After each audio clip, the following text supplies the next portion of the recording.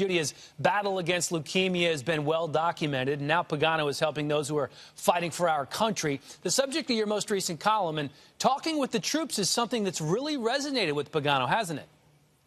It really has, Dan. This was an 8-day, 7-country, nearly 25,000-mile USO tour. They went from the Walter Reed Medical Center here in Virginia all the way to Afghanistan, South Korea, Diego Garcia. When I talked to Pagano about it, I asked him what he wanted to know from the troops. Daily routine, what keeps you going. Why do you do this? What motivates you, to do this? Same things they're asking us, and why we sacrifice what we sacrifice, and you get the same answer: to protect our country. And I've never met more serving people than the men and women that we met on this tour that protect our country, because we get to play a kid's game. It's not life and death. And then when they cross the wire to do their job, they're not guaranteed that they're coming home. Was there anything that really stood out to you when you met the troops? Team, camaraderie. It's like when we went to Walter Reed and visited with the wounded warriors, and you're visiting with people that have been severely injured, while on tour, while serving their country, and they feel like they've let their team down, and they're in there rehabbing and doing what they have to do to get well so that they can go back. To me, that was like, you got to be kidding me, but that's how they feel. Because we always talk about, team first, self second, and serving in our organization.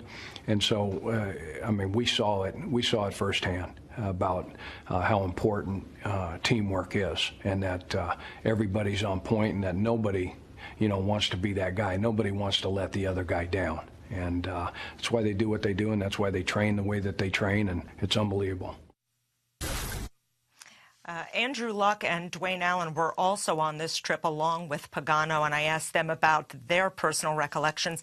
Andrew Luck talked about his grandfather, who was a Marine Corps engineer during the Korean War. Got to go to the DMZ, and he was an engineer that helped build a fair amount of it right when it was being built. And so I talked to him extensively before the trip about it and his history, and he's got great old photographs, and there's a lot of diaries and journals about his time there. So he gave me some reading to do beforehand as well, so I was educated on all matters concerning the DMZ.